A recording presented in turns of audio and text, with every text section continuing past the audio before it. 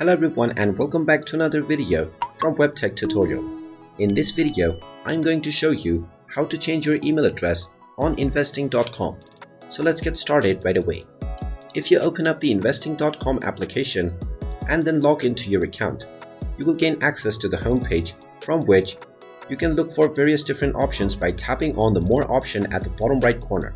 From here, you can tap on Settings at the top right and look for various different options, but there is no direct option to change your email address.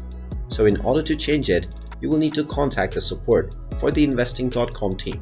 So open up the iOS App Store or the Google Play Store depending on your device, and then tap on the search box and simply type in and search for investing.com. Once you find the application, tap on it and scroll down and you will see the app support option. Tap on the drop-down menu at the right side and you will find the email address that you can use to contact the support team. Tap on the email address and you can directly open your email application to contact them through email.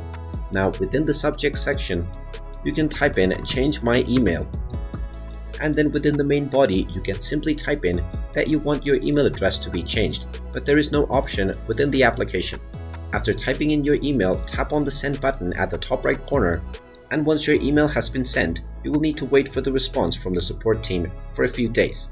Once you receive your response, simply follow the instructions given within the email and you will be able to change your email address. And there you have it. That is how you can go about on changing your email address on the investing.com application.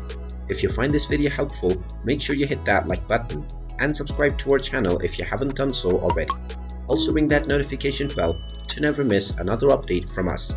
Thank you for watching and I will see you again in the next video.